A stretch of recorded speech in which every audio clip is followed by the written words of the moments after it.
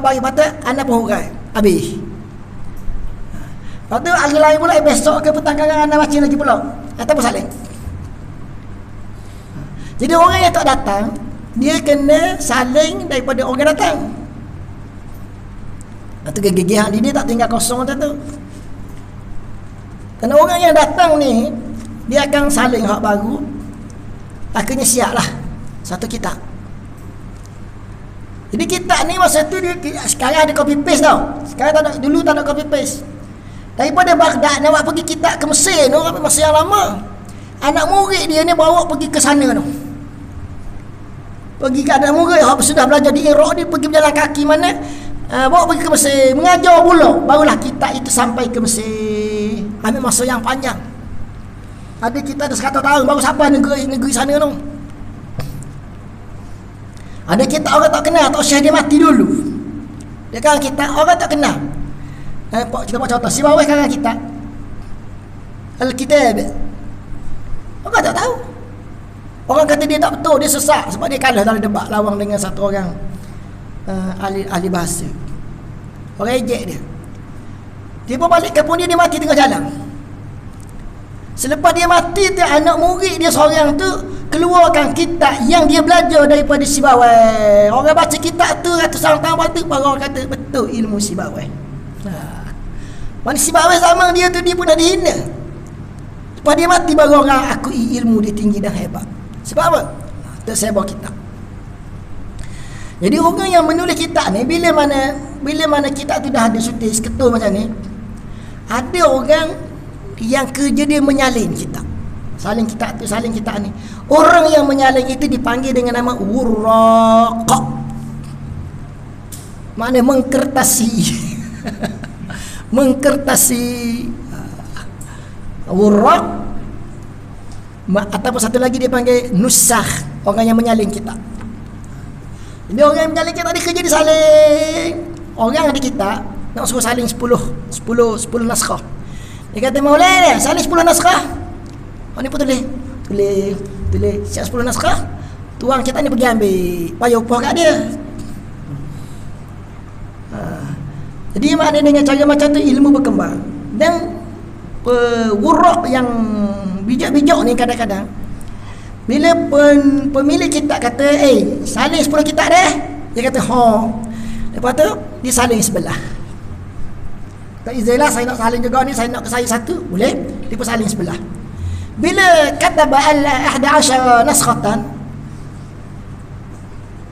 faradda 10 naskha ila sahibil kitab wa akhadha naskha wahida wa baqa ma'ahu. Dia ada satu. Pergi cerita kat kawan-kawan dia pula, kata indi naskha kitab kadha wa kadha, hal anta turid? Kawan dia kata na'am. Kata ni kitab jadi kitab alafa al-Syekhul Jalil kata wa kata. Dia pun kagak. Dia pun saling. Dia pun bagi ambil. Anta sadiq al-hamim, sadiq al-syaqiq, a'ti laka hadiyata hadzal kitab hadiyah. Saya bawalah kitab itu. Jadi peranan wurraq ni sekarang diambil alih oleh mesin cetak. Wurraq tu lah ambil duit, hidup dia dengan salin kitab dia. Jadi peranan wurraq ni penting. Di antaranya dia kalau cerdik boleh jadi gedung ilmu. Salah seorang daripada wurraq fil ahdil qadim huwa al-Imam Abu Ja'far At-Tahawi. Ini kana wurraqan. Dia adalah kerja dia menyalin kitab.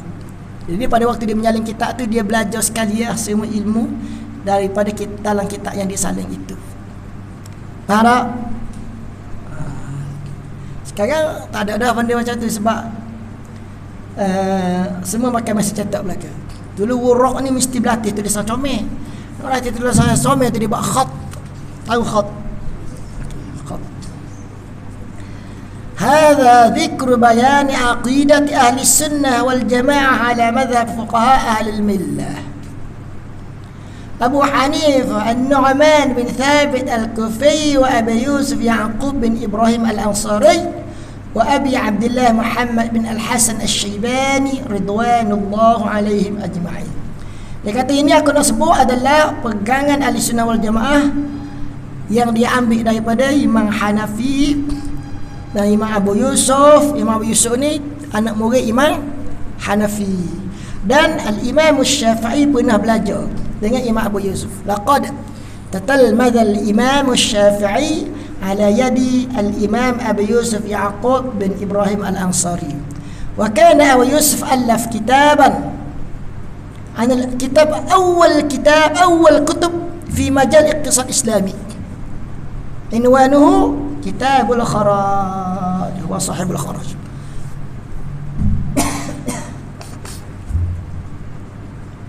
Dia dianggap sebagai pembina yang kedua kepada mazhab Hanafi.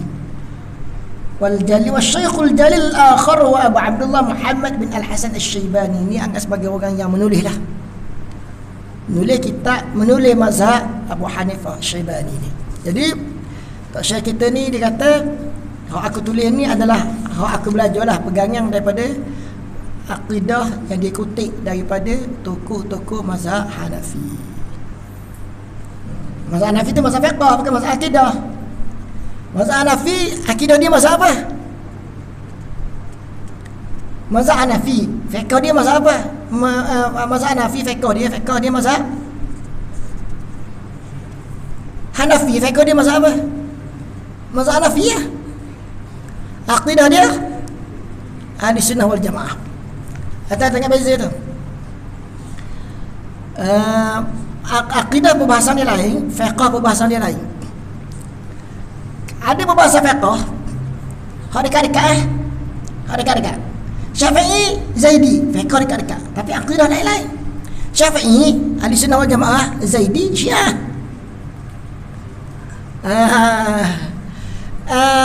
Ada Syafi'i dengan Hanafi jauh beza. Syafi'i lain, Hanafi lain, jauh beza. Dalam bab apa? Bab fiqh, bab akidah sama. Jadi bukan tidak boleh ada kelainan ada. Kita dalam isu-isu yang tertentu kelainan itu. Ada isu yang sama. Isu ni. Jadi sama dalam bab akidah. Fiqh lain. Isu ni sama dalam bab amal ibadah. Jadi sama dekat-dekat dalam bab fiqh, bab akidah dan lain. Syafi'i dengan Zaidi dekat-dekat dalam fiqh. Tapi akidah Syafi'i itu Ahli Sunnah, Zaidi itu adalah Syiah. Fiqh Hanafi dengan Syafi'i jauh sangat. Syafi'i kata gini, Hanafi kata, Syafi'i kata tak boleh, Hanafi kata boleh. Tapi dalam akidah mereka sama. Jadi walaupun begitu, walaupun mereka dapat jauh, mereka dekat. Syafi'i dengan Zaidi dapat dekat, mereka jauh sebab akidah dia mazhab lain. وَمَا يَعْتَقِدُونَ مِنْ أُصُولِ الدِّينِ وَيَدِينُونَ بِهِ رَبَّ الْعَالَمِينَ.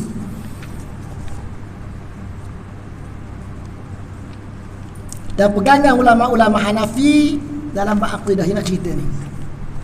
Naqulu fi tauhidillahi, maka kami pun kata, nak kesimpulan ni. Dia buat kesimpulan ni maknanya dia simpul benda yang dia pegang lah.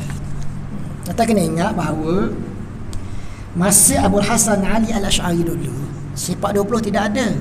Maknanya hari ni orang panggil dengan nama mata pelajaran ulama mutakallimin. Dia tak ada lagi.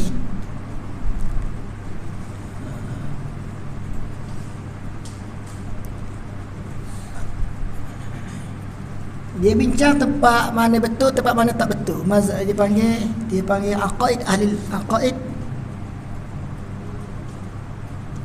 Dia panggil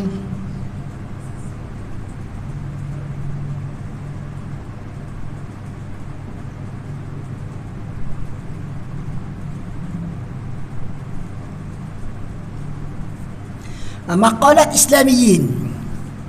Maqalat Islamiyin. Di bawah Mu'tazilah pegang gini. Syiah pegang gini. Jabariyah pegang gini. Maqalat Islamiyin maknanya orang-orang tu Islam lagi. Bukan kafir, Islam lagi. Maqalat Islamiyin. Cuma tempat tak betul tu kena betul. Hak tak betul tu begini, hak betulnya begini dia sebut. Kita bicara sebab 20. Betul lah yang salah tadi dia bincanglah pegangan tak betul yang ada dalam kita mutakallimin dulu.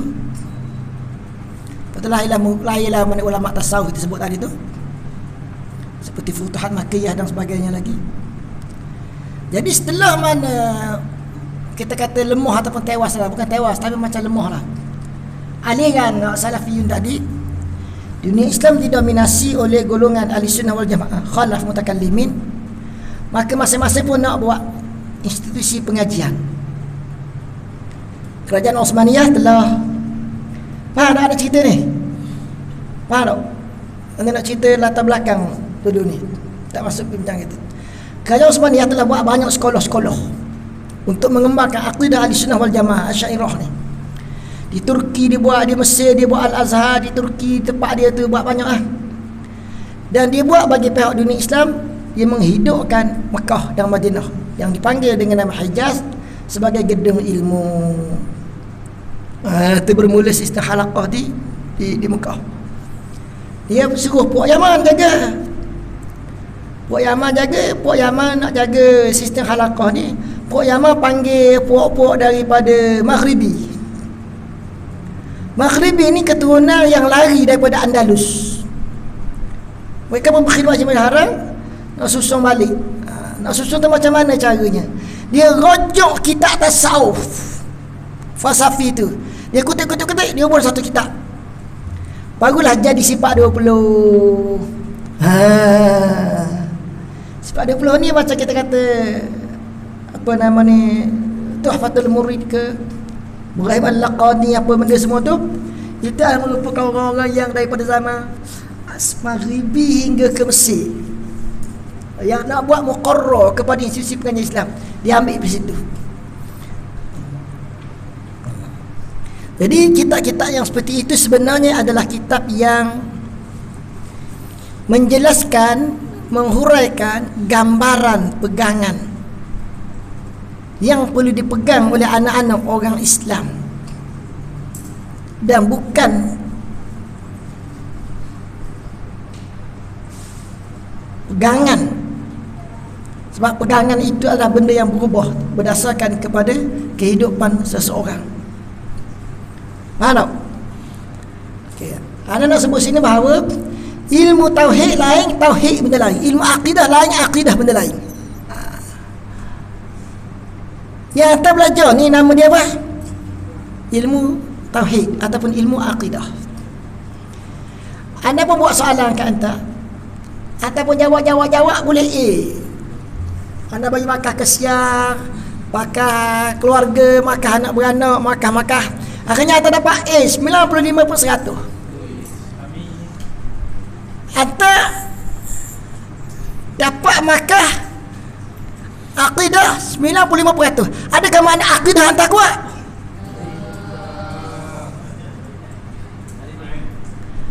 Anda dapat makan 95% madah tauhid. Adakah makna tauhid anda kukuh? Kuat? Tak. Apa benda gambaran yang boleh menerangkan anda dapat 95% akidah tadi? Anda faham ilmu akidah. Faham ilmu akidah lain daripada bukan. Maknanya anda memiliki akidah yang kuat. Kerana faham ilmu akidah duduk pada akal, akidah duduk pada hati.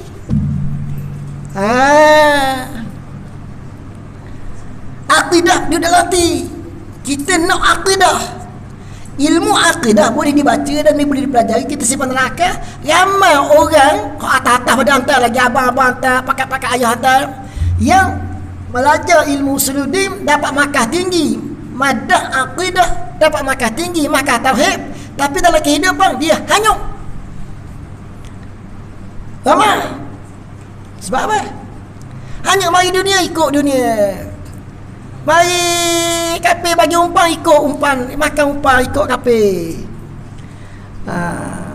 Sokong sekularisme dan sebagainya lagi. Sebab apa? Sebab dia faham akidah simpang dalam fikir kan, bukan duduk dalam hati. Akidah yang semua duduk dalam hati. Akidah sebenar ni, payah nak ni. Tapi anda nak faham akidah sebenar, anda melalui pelajaran akidah ini belajar mengenali contoh akidah untuk anda membentuk akidah yang anda nak pegang sendiri dalam kehidupan yang anda lalui, yang mana kehidupan anda adalah berbeza daripada kehidupan orang yang melalui perjalanan yang mengarang kitab akidah tadi. Masa ayat Tahawi ni, dia tulis kitab ni. Dia hidup zaman lain, cubaan dia, ujian dia lain. Enta hidup zaman lain, cubaan enta lain. Dia tak belajar. Jadi dia tu dah tak faham. Belum tentu anda boleh berjaya dalam ujian hidup anda.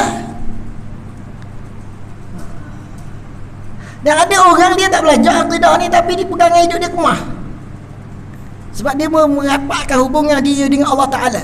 Jadilah dia orang yang ada pegangan yang kuat. Walaupun masa periksa jawab makan akidah, boleh makan rendah.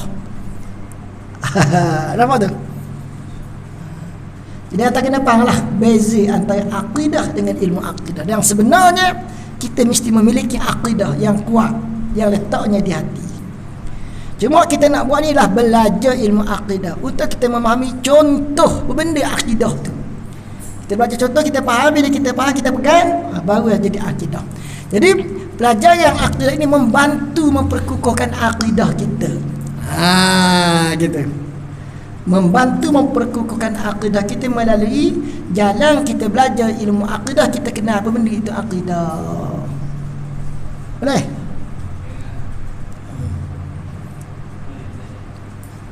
Okey.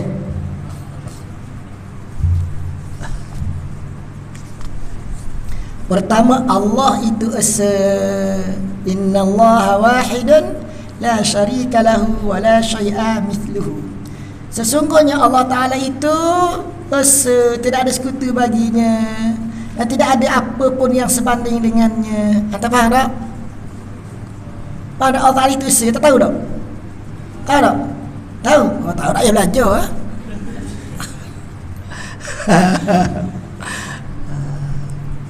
Tahu anda pada akal. Bila anda diuji, anda pegang tak? Itu yang akidah. Okey. Sekarang kita nak ulang kaji balik perbincangan kita tadi. Sebab lepas ni kita akan masuk apa yang dia cerita dalam kitab dia lah, karangan lah. Kita nak ulang kaji balik kita bincang tadi. Kena buat apa?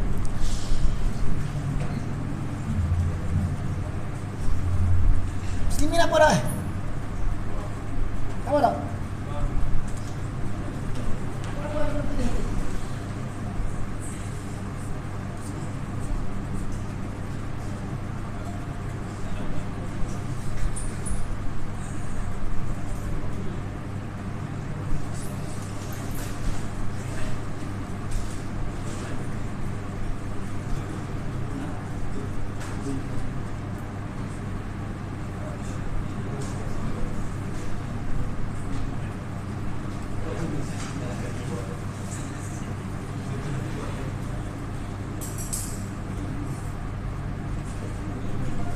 Okay. Mula-mula sekali ahd Rasul sallallahu alaihi wasallam. ثم يأتي من بعد ذلك عهد الخلفاء الراشدين تكون من أيام أبو وعمر وعثمان وعلي. تنتهي هذه الخلافة بخلافة علي بن أبي طالب. ثم يأتي من بعد ذلك عهد الأمويين. وكان الخليفة الأولى لهذه الدولة هي معاوية. وتنتهي بحمار مروان الحمار مروان.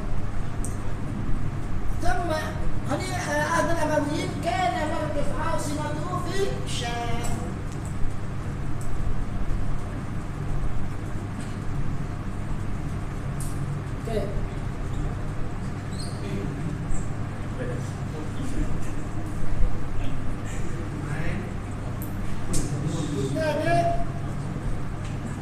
العهد الأول هو عهد الرسول صلى الله عليه وسلم.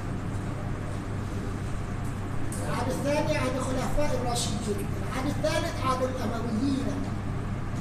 كانت عاصمة هذه الدولة شام.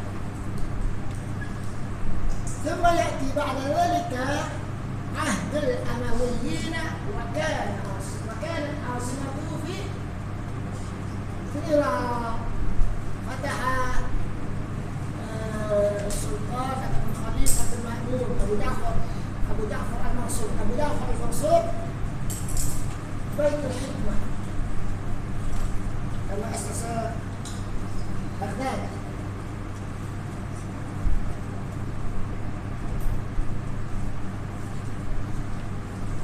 وترجموا المؤلفات الكثيرة من الهندي والصين والفارسي وغير ذلك.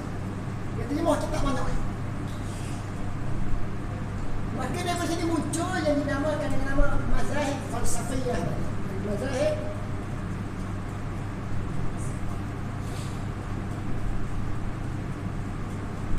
المذاهب الفلسفية مرجئة. sekali Mu'tazilah, Qadariyah, Jabariyah. وإذا أخطأت هذه المذاهب الفكرية جاء طائفة من المسلمين صححوا هذه الخطأ، منهم أبو الحسن علي الأشعري. Lalu bersilah daripada harakah yang nak mentasihkan inhirafat al-madhhab al-falsafiyah ini muncul al-Asy'ariyah.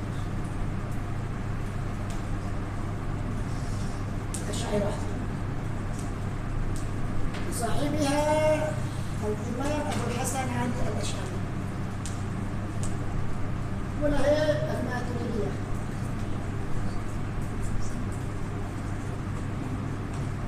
Kemudian, jadi mereka kata kita bukan masuk falsafiyah. Nahnu naqtadi al-kitab wa sunnah. Mereka dah menjadi nama Ahlus Sunnah wal Jamaah.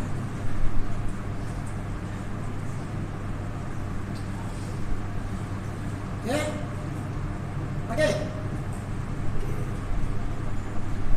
Jadi Ahlus Sunnah wal Jamaah, pada ni tahun 600-700 didapati fi ba'd al-umur inharafat an al-kitab was-sunnah. Maka ada kepala nak betul, mereka menamakan diri mereka dengan nama as-salafiyah.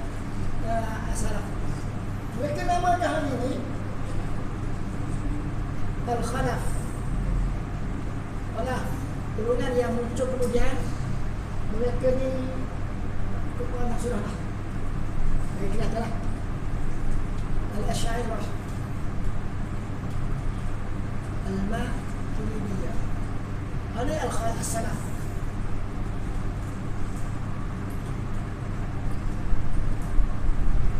Ini kata ni tak betul ni. Sebab ada mukasamah, ada ayat tasyariyah.